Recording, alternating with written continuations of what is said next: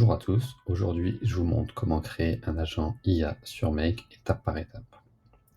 Le cas de figure que je vais vous montrer aujourd'hui, c'est donc un agent sur la partie Sales pour voilà, trouver des leads, des entreprises et des informations pertinentes sur ces entreprises à travers un outil qui est assez connu, mais assez peu utilisé finalement dans les process Sales, qui est donc Papers. Donc cette vidéo s'articulera en plusieurs parties. La première, je vous expliquerai les 2 cas principaux où les agents, la configuration agent est pertinente. Le 1er cas est assez connu, mais le second l'est moins, alors que c'est selon moi, celui qui est le plus pertinent pour le plus d'entreprises. Puis je vous montrerai, pourquoi, voilà, c'est intéressant dans la création d'un agent pardon, de commencer par les outils, donc par les capacités de votre agent, et donc on créera aussi, ces outils par la même occasion. Ensuite, on créera l'agent lui-même, donc on le configurera dans Make, on choisira le modèle, et puis il y aura une section forcément dédiée à la création du prompt de cet agent, autre élément très important, donc le prompt de cet agent et des outils en l'occurrence. Et ça, je vous ferai donc une partie dédiée, notamment avec Dust, et un assistant que j'ai pour l'occasion, pour créer mes différents prompts. Et enfin donc, on intégrera cet agent dans un challenge Slack pour pouvoir, voilà, le tester, s'en servir, voir les résultats obtenus et voir ensuite comment on peut l'améliorer et itérer. Donc, voilà un peu pour le programme, et tout de suite on attaque donc avec les 2 cas de figure pertinents pour les agents. Première partie donc, quand créer un agent? Donc pour moi, il y a 2 situations. La première, c'est la plus connue, ça va être quand il y a trop de situations ou des imprévus potentiels et que donc vous pouvez pas, ou c'est trop long, de prévoir toutes les situations avec, chacune une branche, une automatisation, que ce soit sur Make, N8N ou tout autre outil. Donc effectivement, dans ces conditions-là, on va recommander de construire un agent, donc trop de possibilités. Dans les faits, alors c'est vrai, c'est une situation pertinente et adaptée, mais dans les faits, si vous ne savez pas anticiper toutes les possibilités, il y a aussi une difficulté qui va être de, voilà, comment cadrer, ou un challenge plutôt, qui va être de cadrer l'agent pour que, voilà, si c'est une situation qui n'a pas été prévue, il sache comment réagir. Et ensuite, généralement, ce type d'agent va demander plus d'itérations, justement pour définir ce cadre, pour finalement anticiper ce qui ne l'est pas.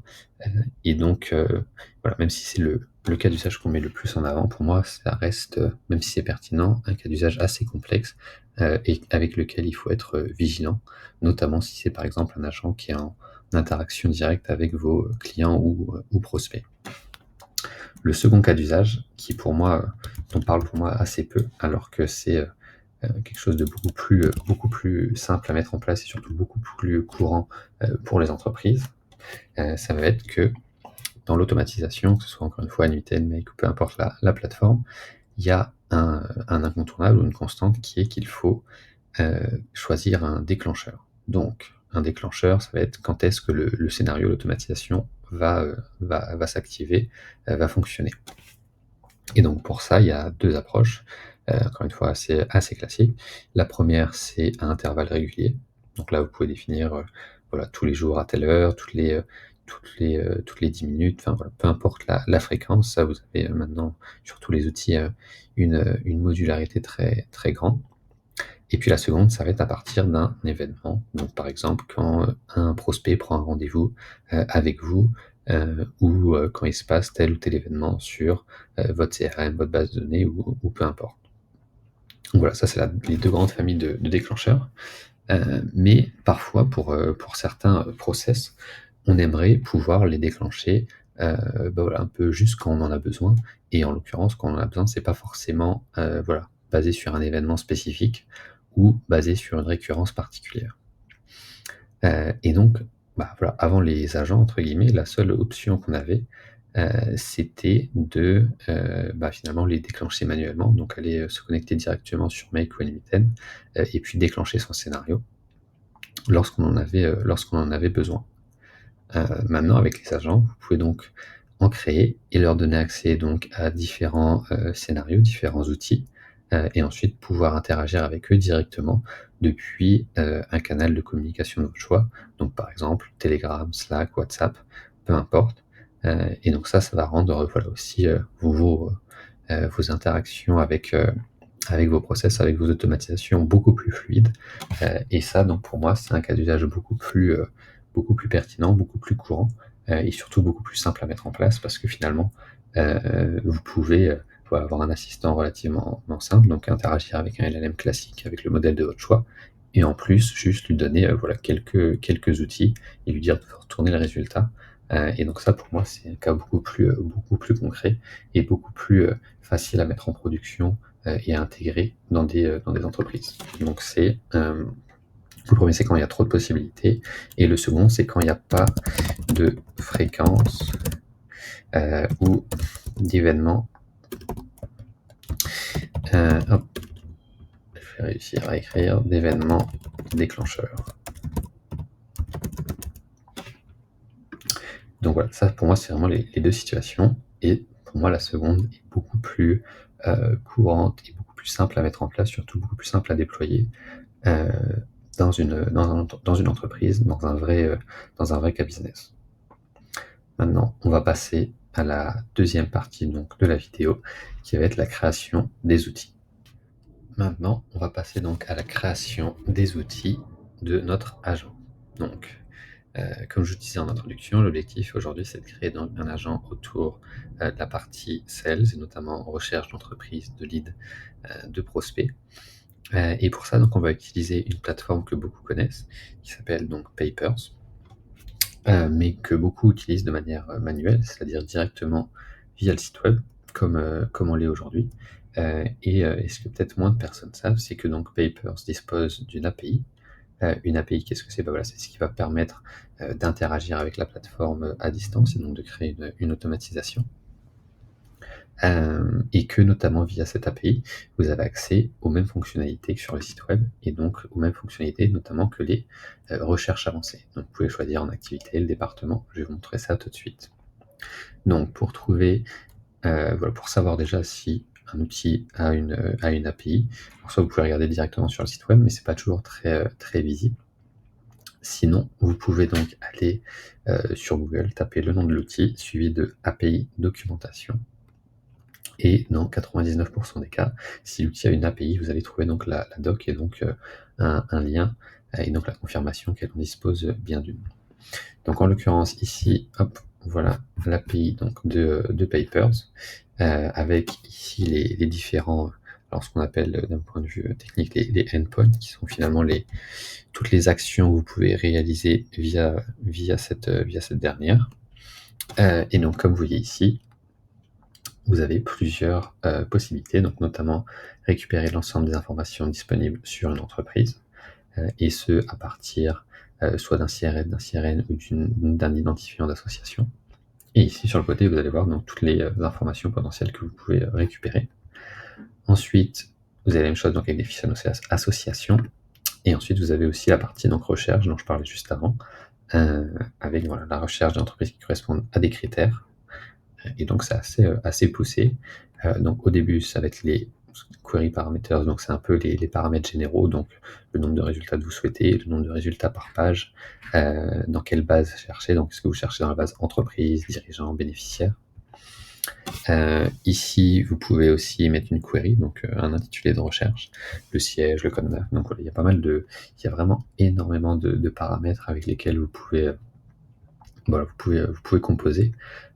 Et ça permet vraiment une précision qui est quand même, impressionnante parce que, voilà, si vous croisez par exemple un code NAF avec, potentiellement un département, voire même un code postal, une catégorie juridique, donc qui va être, la forme juridique de l'entreprise, bah, voilà, notamment récemment, j'ai eu, plusieurs personnes qui étaient dans le milieu, voilà, des panneaux solaires, qui recherchaient forcément des dirigeants de SCI. Bah, via Papers, pardon, forcément, on peut trouver, peut filtrer, voilà, toutes les entreprises dans une région, dans une zone donnée, qui ont cette forme juridique-là. Et ensuite croiser ça encore une fois avec, date de création, le capital minimum, maximum, le chiffre d'affaires, enfin, il y a vraiment tout un filtrage vraiment très fin qu'on peut effectuer. Et ensuite, il y a, la même sur donc les dirigeants avec pareil, pas mal de critères possibles. Heu et puis quelques autres points, mais on va pas tous les faire aujourd'hui. Donc pour en revenir à la création, de notre agent, et donc surtout de la partie outils, j'ai décidé pour cette vidéo donc qu'on allait en créer 3. Alors je les ai donc pré-créés pour, faciliter et voilà, fluidifier la vidéo. Le premier, ça sera donc, si on revient sur l'API, une recherche donc de la fiche entreprise à partir d'un siret. Et le second outil, ça sera une recherche donc d'entreprise avec différents paramètres. Alors là, j'en ai mis quelques-uns pour faire simple, mais bien sûr, on pourrait imaginer de mettre, tous ces différents critères en fonction de ce dont vous avez besoin. Donc ici, un premier scénario. Alors, il y a quelques conditions pour qu'un, scénario soit «éligible» entre guillemets à la création, enfin à la mise à disposition d'un agent. Ces conditions étant, il y en a, 3. Il faut que le scénario soit on demand. Donc on demand, ça va être le type de déclencheur. Donc pour ça, vous allez ici sur la petite bulle de votre premier module et vous sélectionnez ici donc on demand et vous faites save. Et ensuite, il faudra activer le scénario. La seconde, condition, ça va être les scénarios input et output, c'est-à-dire d'écrire finalement, quelles sont, les données d'entrée nécessaires pour le bon déroulé du scénario et ensuite, si vous le souhaitez, ça c'est pas obligatoire pour le coup, quel, output, donc quel résultat vous souhaitez, récupérer de ce scénario. Donc là, en l'occurrence, comme je vous le disais, la donnée d'entrée pour ce scénario-là, ça sera donc le siret. Donc là, j'ai ajouté, voilà, j'ai juste fait ici add item, j'ai rentré le nom et puis ensuite j'ai fait save. Et dans les scénarios output, là en l'occurrence on en veut un parce qu'on veut que quand notre agent utilise l'outil, il récupère les informations. Et donc ça, on va avoir ici donc information entreprise. Et ensuite pour que l'agent puisse récupérer notre le résultat, il faut qu'on utilise un outil un module qui s'appelle, hop, juste ici, scénario et ici return output. C'est ce qui va voilà, définir, paramétrer pour Make, de dire de retourner le résultat. Donc là, vous voyez qu'il y a l'output que j'ai paramétré ici qui apparaît. Si vous n'avez pas paramétré d'output ici, vous aurez un message d'erreur. Donc c'est pour ça qu'il faut bien d'abord paramétrer l'output et ensuite créer ce module. Et donc là, on va prendre toute la partie data, donc qui comprend le sirène et toutes les informations. On fait save, on enregistre, on active. Et ensuite, je vous disais qu'il y avait 3 conditions, donc là on en a vu 2 sur 3. Il y en a une dernière qu'on n'a pas encore fait, qu'on fera, qu'on va faire tout de suite, qui va être donc d'ajouter une description. Pourquoi c'est obligatoire pour les agents? Vous voyez c'est juste écrit ici, c'est pour que l'agent sache quand s'en servir et comment s'en servir. Donc là, on va faire quelque chose d'assez simple. On va mettre permet d'effectuer une recherche sur une entreprise à partir de son siret. Donc pour une première version, ce que je vous conseille toujours, c'est de faire des choses assez simples, partir de l'essentiel, et ensuite, au fur et à mesure de l'utilisation de nos agents ou de l'itération, potentiellement ajouter des instructions supplémentaires, mais toujours partir de quelque chose d'assez simple, au moins pour la description des outils. Donc là, vous faites save. Ensuite, on va donc avoir un second outil qui va être la recherche d'entreprise, ce que j'ai commencé à créer juste ici. Donc là, pareil, scénario on demand, input défini. Donc là, pour l'instant, les catégories que j'ai choisies, c'est donc le département, la catégorie juridique et le code NAF. Encore une fois, c'était assez arbitraire, c'est juste pour l'exemple. Et bien sûr, vous pouvez choisir, j'aurais pu choisir n'importe quel des critères que je vous ai présentés précédemment dans la documentation. Et donc, en output, le résultat de la recherche d'entreprise. Donc là, en l'occurrence, on aura une dizaine pas une dizaine, 10 résultats. Et donc là, j'ai mis un petit texte agrégateur pour pour récupérer, on va dire, voilà, toute la recherche. Alors là, vous voyez que c'est au format JSON, donc c'est pas forcément très lisible pour nous, mais pour l'IA, ça change pas grand-chose, voire c'est même plus clair de cette manière-là. Et donc là, encore une fois, ce qu'il faut faire, c'est retourner l'output, donc scénario, return output. Là, on a bien donc l'output qu'on a paramétré ici, et là, on met donc notre texte agrégateur et donc notre texte. Ici, on enregistre, on active, et puis, pareil, dernier élément important, on va donc mettre une description. Et donc là, on recommence, donc permet de rechercher des entreprises à partir d'un code NAF, en l'occurrence, d'un code NAF du département. Je vais mettre, non, c'est pas très clair, mais numéro. Et du code juridique. Il faudra que je revérifie pour que je sois bien précis là-dessus, mais je crois que c'est ça. Hop. Alors, comment j'ai appelé ça? C'était bien la catégorie juridique. Alors, on va essayer d'être précis quand même. Hop, et de là.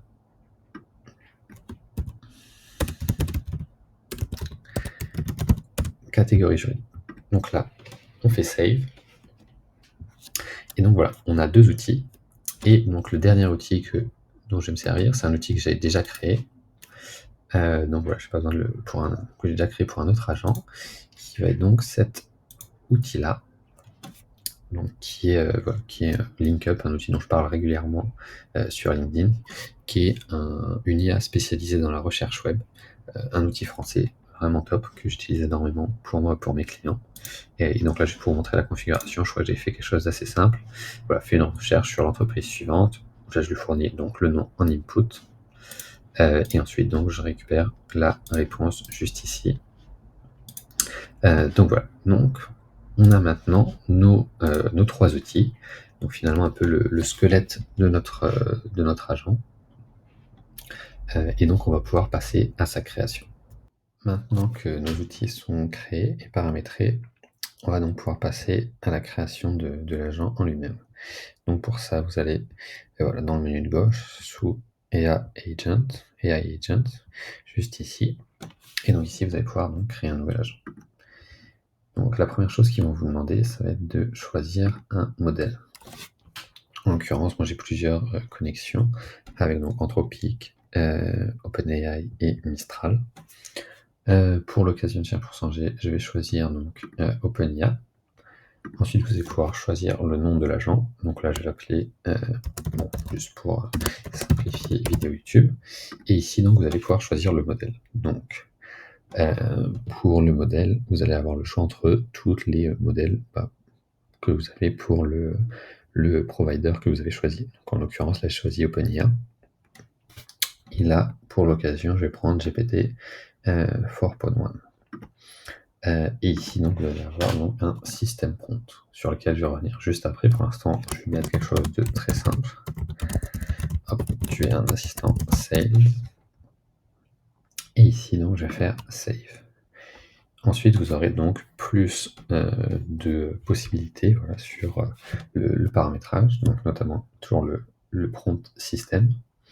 La partie contexte, donc ça, c'est pour ajouter des données. Donc ça, c'est voilà, importer des données en local, donc depuis votre ordinateur directement dans Make. Ce que je vous recommande pas nécessairement, à moins que ce soit des données fixes, mais voilà, sinon, si c'est des données qui évoluent dans le temps, c'est vraiment pas très pratique de devoir voilà, supprimer et réintégrer le document à chaque fois.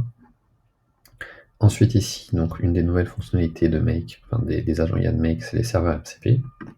Donc ici, vous allez pouvoir ajouter un ensemble de MCP. Donc pour ça, vous faites juste Add. Ici, vous choisissez donc le nom de la connexion. Et ici, donc, vous allez avoir une liste d'outils. Donc, comme vous voyez, par exemple, il y a PayPal, Stripe, Make, Happify. Voilà, ils en ajoutent régulièrement. Donc, ça, c'est vraiment quelque chose vraiment super utile sur lequel je reviendrai sûrement dans une prochaine vidéo. Voire vous pouvez donc juste mettre un MCP serveur donc autre, qui est pas forcément dans cette liste, donc juste via un URL. Donc ça, c'est vraiment une super feature et ça permet de finalement, bah, voilà, plutôt que de créer des tools qui prennent quand même un peu de temps à paramétrer, bah, voilà, si l'outil que vous cherchez est un MCP, ça peut aller aussi beaucoup plus vite par ce moyen-là. Et une fois que vous avez ajouté donc, vous aurez ajouté donc votre MCP, vous verrez ici toutes les capacités finalement qu'a le MCP, juste ici, donc dans cette liste. En l'occurrence, pour le cas d'usage du jour, on va pas utiliser de MCP, mais voilà, je voulais juste faire un rapide point sur ce sujet. Et donc nous, ce qui va nous intéresser juste maintenant, ça va être donc les System Tools. Et donc ça, c'est les scénarios, voilà, les scénarios make qu'on vient de créer. Donc comme je vous disais, ici vous allez voir voilà, tous vos scénarios et vous allez pouvoir ajouter uniquement ceux qui sont donc éligibles finalement à l'ajout des agents. Donc comme je disais, les 3 conditions, on demand ou webhook, et puis des inputs et outputs définis. Donc là, on va prendre l'info entreprise, donc avec LinkUp. On va prendre le SIRET entreprise qu'on vient de créer, et puis la recherche entreprise qu'on a aussi créée à l'instant. Ensuite ici, on fait add, et voilà, c'est pas beaucoup plus compliqué que ça. Et ensuite, dans les autres paramètres que vous avez ici les agent settings. Donc voilà, vous pouvez à nouveau choisir donc le nom, le modèle. Max output token, c'est le volume, plutôt la longueur de la réponse maximale qui peut être donnée. Et les steps par agent call, c'est le nombre d'étapes, donc une étape étant par exemple un appel à un outil que l'agent peut réaliser pour répondre à une de vos demandes.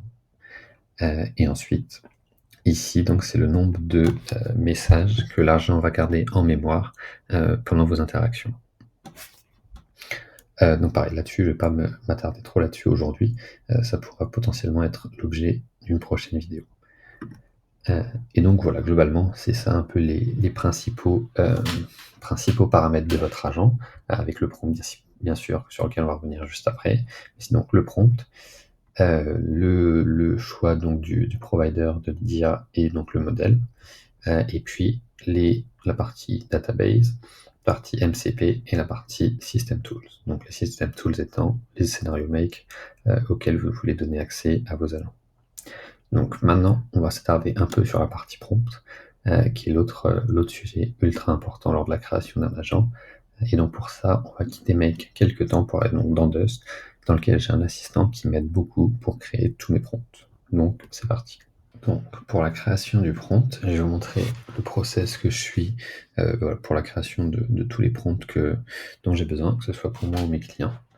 Et donc pour ça, je commence toujours donc grâce sur Dust, via mon assistant donc Prompt Engineer. Alors là j'en ai 2. En l'occurrence aujourd'hui je vais prendre celui-là. Et donc je vais fournir à cet assistant les informations, voilà, un peu une sorte de brouillon en vrac, un peu les infos sur le prompt que je souhaite créer. Donc en l'occurrence là je vais lui dire donc que je souhaite créer un prompt pour un agent IA spécialisé dans les sales. Hop. J'interagirai avec lui. Alors j'interagirai avec lui via Slack. Et il aura à disposition les outils suivants.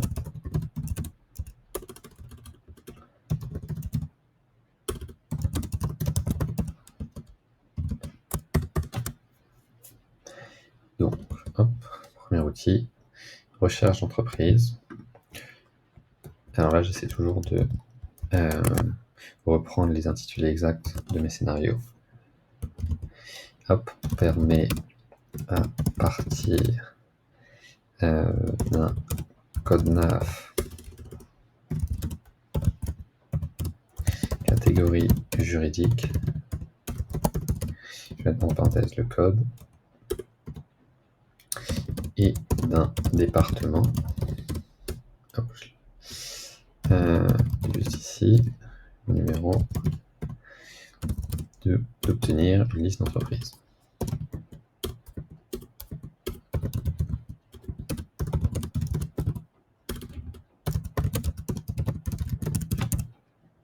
Second outil, qui s'appelle donc, il doit être juste ici, siret entreprise. Hop, permet de rechercher des informations sur une entreprise et de son siret.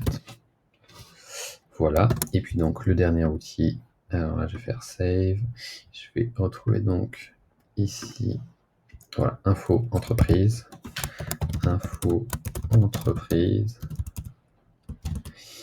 permet d'effectuer, pour être simple, une recherche sur le web.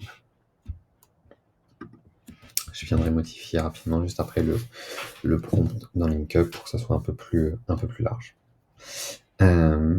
Voilà, et pour le moment, on va fournir ces informations-là, ça sera suffisant. Donc là, hop, je lance la recherche. Je lance la query donc à mon prompt. Et donc là, il va commencer par me poser quelques questions. Alors, donc là en général, je réponds point par point. Là, je m'identifie des données clients existants ou autre chose. Oui, c'est cela. Il doit répondre aux demandes concernant les sales.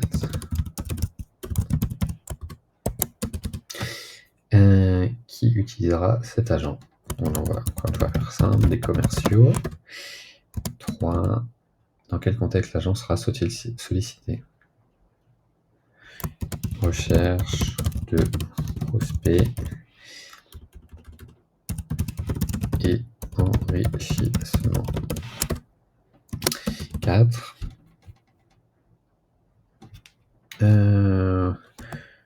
Là, on va dire réponse, texte, format, message, interaction. 5. Pour l'instant, ouais. Hop. Et donc ensuite, à partir de ça, donc il va me proposer une première version de prompt, comme vous voyez juste ici. Donc voilà, ça va prendre quelques secondes pour générer cette version, et ensuite on va pouvoir mettre à jour notre agent, et puis passer à la dernière étape qui va être donc l'intégration de notre agent dans Slack, et pour pouvoir interagir avec lui directement.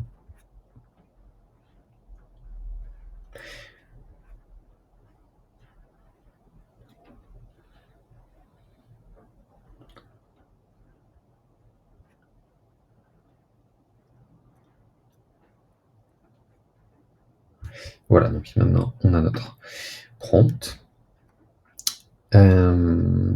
Donc on peut retourner dans le paramétrage de notre agent, juste ici, et donc le sauvegarder. Et donc voilà, on a notre agent ici. Pareil, une des nouveautés, maintenant vous pouvez tester directement votre agent d'ici. Donc là, hop, il dit bonjour. Voilà, il va pouvoir vous répondre. Donc là, comme vous voyez, il a bien pris en compte notre prompt, parce que vous lui proposez directement de donner un secteur, une zone géographique ou un siret. Donc, je vais lui demander quel est le code NAF pour une entreprise de communication. Pour commencer à amorcer donc notre recherche. Et donc là, on a les différents codes NAF. Donc là, on va prendre par exemple celui-là, conseil en relations publiques et communication. Hop. Alors, fais une recherche pour celui-là. Hop, dans le 59 et pour la forme juridique, hop, juridique, on va prendre quelque chose, hop, SAS, le code. Et là, juste pour bien valider, avant d'effectuer la recherche,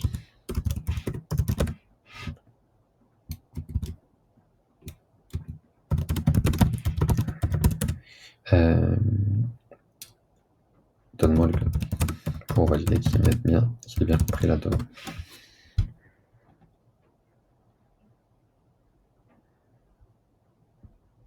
Parfait.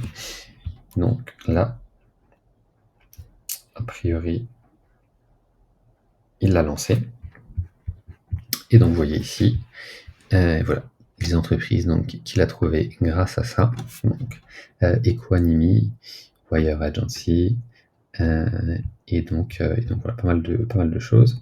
Et maintenant, je vais lui demander d'effectuer une recherche à partir du siret de, on va prendre la première, Equanimity. Hop.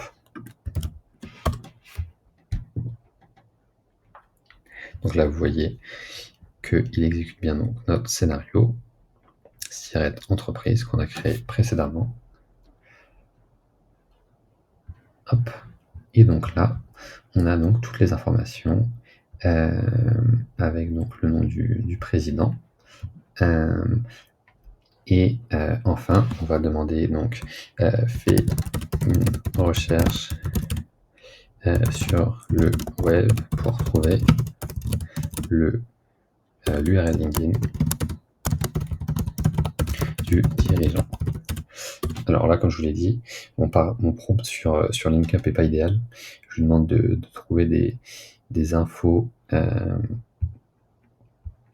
Voilà, vous voyez, par exemple, ça c'est une des erreurs, une des limites qu'il y a par exemple pour l'instant avec les agents, c'est que quand on interagit avec eux, on atteint assez vite le rate limit, qui est donc le nombre de tokens qu'on peut utiliser dans une limite de temps avec les différents providers. C'est pour ça qu'effectivement, pour les modèles d'agents, il vaut mieux choisir des modèles qui ont des volumes de tokens, des volumes d'interaction assez importants. Donc là, on va attendre un petit peu, on va essayer de refaire notre requête et on va voir si ça peut fonctionner. Donc là, il fait donc recherche info entreprise et donc là, il a trouvé un URL LinkedIn qui n'est pas le bon. Donc voilà, encore une fois, là, je pense que mon prompt sur LinkUp n'est pas idéal. Mais en tout cas, voilà, vous voyez la logique. Vous pouvez interagir et avoir directement des recherches sur Papers, sur Internet, et ce, d'un seul et même endroit. Et donc, dans cette dernière partie, je vais vous expliquer comment intégrer vos agents dans des scénarios ou pour les intégrer à vos différentes plateformes.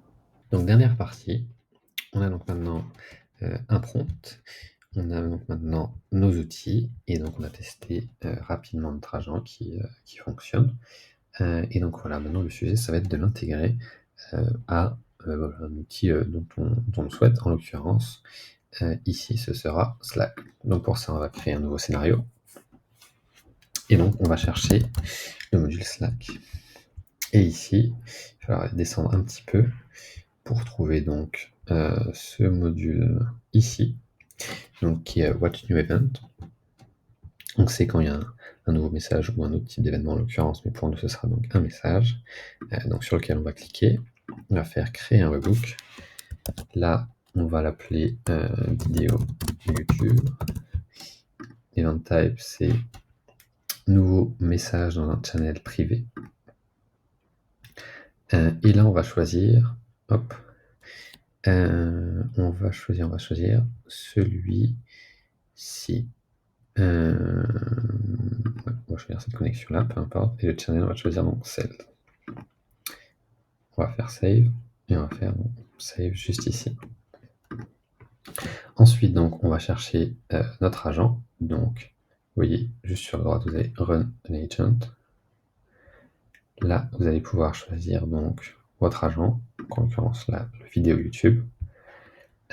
Et vous allez voir ici que vous allez pouvoir mettre donc le thread ID. Donc pour ça, vous allez prendre pour ça donc le timestamp. C'est ce qui va permettre donc à votre agent de se repérer dans les différentes conversations. Puis vous allez donc pouvoir ajouter un message qui sera donc le message que vous allez envoyer via Slack. Ici, vous allez faire Save. Dans les Show Advanced Settings, il y a un point qui peut être important, c'est les Additional System Instructions. À quoi ça sert? Donc c'est si par exemple il y avait une configuration particulière dans le scénario dans lequel vous allez intégrer votre agent, je sais pas, encore une fois, un cas particulier, des informations complémentaires que vous souhaitez donner à votre agent pour cette exécution en particulier. Voilà, vous pouvez les ajouter ici plutôt que dans l'intégration, on va dire, dans le prompt général. Donc ensuite, vous faites Save et vous allez voir à nouveau et récupérer donc la réponse. Donc pour ça, vous allez dans Slack, vous allez faire Create Message. Ici, donc, sélectionner from the list, prendre donc le même channel que celui que vous avez choisi en entrée. Donc Sales, le texte, ça va être la réponse. Et important, là dans les advanced settings, aller dans le thread message ID. Pourquoi? Pour que votre agent réponde donc dans le thread du message et surtout qu'il garde le contexte et donc l'historique de la conversation. Donc là, vous allez retrouver timestamp. Hop, et là, vous allez faire Save. Ici, vous allez enregistrer et vous allez activer votre agent. Alors, juste avant, il va falloir que je désactive un autre agent que j'avais créé pour une autre démo via le même channel, donc pour pas avoir deux agents qui me répondent d'un coup. Voilà. Et donc ensuite, je vais pouvoir aller sur Slack et donc envoyer, commencer à interagir avec mon agent juste ici. Et donc là, si on va sur notre scénario, qui est donc juste ici, voilà. Vous allez voir que, hop, et alors là, donc il y a un problème. Vous allez voir qui s'active en boucle. Et pour une raison très simple, c'est que il s'active à chaque réception de message. Or, là, à chaque fois qu'on envoie un message, à chaque fois qu'il y a réponse, ça envoie un message, et donc ça crée une boucle. Donc pour ça, ce qu'il faut faire, c'est deux choses. Déjà ici, il faut que je change la connexion, pour mettre donc plutôt qu'il envoie un message en tant que moi, mais plutôt en tant que bot. Et ensuite, ici, vous allez voir que les messages que j'envoie de mon profil, c'est voilà, avec un identifiant ici. Donc, on va créer un filtre pour que les messages que j'envoie donc de mon profil ne soient pas pris en compte. Donc ici, on va copier le code user. On va créer un filtre juste ici, donc user, et là, on va mettre not equal to. Hop, voilà. Donc ensuite, ici, on va réactiver notre agent. On va delete all data. On va save. Et donc, on va redémarrer une interaction. Hop, et cette fois, donc, on devrait avoir moins de soucis. Donc là, on va voir l'exécution qui va se produire. Et en fait, j'ai fait une bêtise. C'était pas not equal, c'était equal to. Hop, donc là, on save. Et on va redémarrer donc l'interaction. Donc, comme vous voyez, création d'automatisation et en particulier avec l'IA, c'est pas mal d'itérations et de petits détails. Et donc là, vous voyez, hop, que plutôt que ce soit moi qui me réponde, c'est le petit make app qui me répond, un petit bot que j'ai créé, et puis qui est donc à ma disposition. Et donc on voit ici qu'il y a eu une seconde exécution, mais qui a été filtrée. Et ça évite d'avoir cette boucle qui n'est pas très utile. Donc voilà un peu pour cette démonstration. Donc dans cette vidéo, on aura vu, les différents les 2 cas d'usage dans lesquels créer un agent est pertinent, donc quand il y a beaucoup de possibilités ou quand il n'y a pas une fréquence ou un événement déclencheur spécifique pour un ou plusieurs de vos scénarios. On aura vu donc comment, créer des outils et notamment les 3 conditions, nécessaires pour qu'un scénario soit éligible, en tant qu'outil d'agent, donc à savoir, on demand, les scénarios input et output et puis la description du scénario. On a vu donc comment créer et paramétrer un agent, et on a vu comment, voilà, créer un prompt adapté grâce donc à un assistant que j'ai sur Dust, et puis, enfin comment l'intégrer donc au sein d'un scénario, et donc notamment d'une plateforme de communication, ce qui est le cas le plus courant, en l'occurrence, Slack. Voilà, c'était pour un peu vous montrer le voilà la manière dont on crée un agent, notamment sur Make, parce qu'autant sur, N8N il y a beaucoup de ressources, autant il y en a beaucoup moins sur Make et donc, voilà, je pense que c'est aussi intéressant d'avoir, cette vision-là. Sur ce, je vous souhaite une bonne journée, une bonne soirée, dépendamment de quand vous regardez la vidéo et je vous dis à bientôt. Ciao.